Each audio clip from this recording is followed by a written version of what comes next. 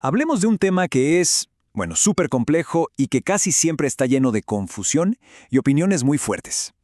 En los próximos minutos vamos a usar nuestro material de base para desglosarlo, para darle un poco de orden y entender mejor cómo funcionan realmente las drogas y qué impacto tienen en las personas y en la sociedad. Para empezar, a ver, pensemos en esto. ¿Verdadero o falso? La reacción a una droga depende casi por completo de su química. Podría parecer la respuesta más lógica, ¿no? Pero la realidad es mucho, mucho más fascinante. Quédense conmigo y vamos a descubrir la respuesta a lo largo de este análisis.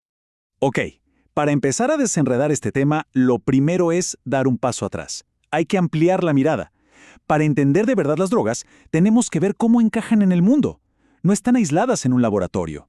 Al contrario, están conectadas con casi todo en nuestras vidas.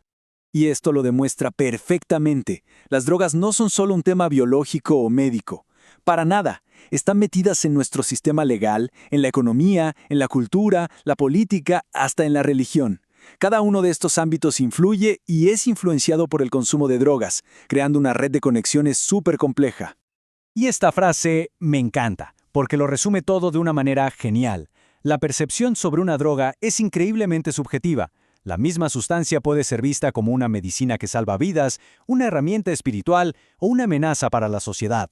Todo depende del contexto y de los ojos que la miren.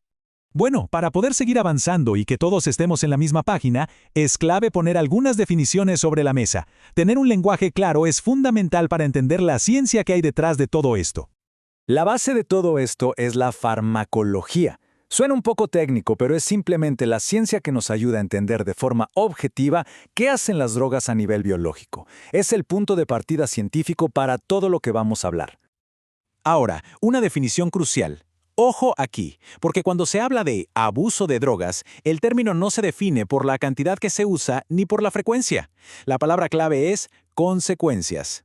Se considera abuso cuando el uso empieza a causar daño, ya sea a la persona que consume o a la gente que está a su alrededor. Y para organizar este universo tan grande de sustancias, pues existen muchas maneras de clasificarlas. Como vemos aquí, se puede hacer por su origen, por ejemplo si viene de una planta, por su uso como un analgésico para el dolor, o hasta por su nombre en la calle. Cada clasificación nos da una perspectiva diferente y muy útil. Y con esto llegamos al corazón de esta explicación. Y sí, a la respuesta de nuestra pregunta del inicio.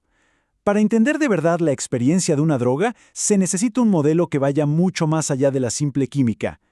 Este es el punto clave. La idea de que una droga tiene un efecto único y predecible en todo el mundo es un mito. La experiencia es en realidad una interacción dinámica de tres factores fundamentales. El primer factor, por supuesto, es la droga en sí, sus propiedades químicas, la cantidad que se consume y la forma en que entra al cuerpo. No es lo mismo ingerirla que fumarla, claro. Esta es la parte, digamos, puramente biológica de la ecuación.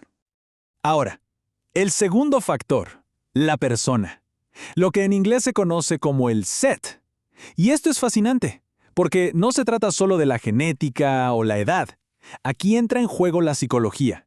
Las expectativas que uno tiene, el estado de ánimo, la personalidad, todo eso puede cambiar drásticamente el efecto de una sustancia. Y finalmente, el tercer factor, el entorno o el setting.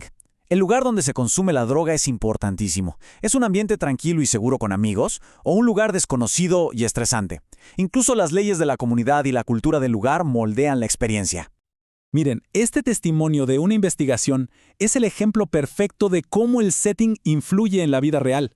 La decisión de consumir no depende solo de las ganas, sino del contexto social y de las responsabilidades. Queda claro que la experiencia no ocurre en el vacío.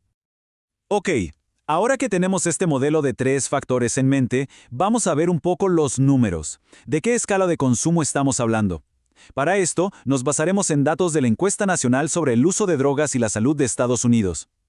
Y estas cifras, la verdad, suelen sorprender, a pesar de que los medios se enfocan mucho en las drogas ilegales. Las sustancias más consumidas, y por un margen enorme, son las legales, el alcohol y el tabaco. Esto nos da una perspectiva muy clara de los patrones de consumo reales. Y el impacto económico de este consumo es gigantesco. Se calcula un costo anual en Estados Unidos de $742,000 millones. Es una cifra casi imposible de procesar y abarca todo: costos de salud, criminalidad, pérdida de productividad, de todo.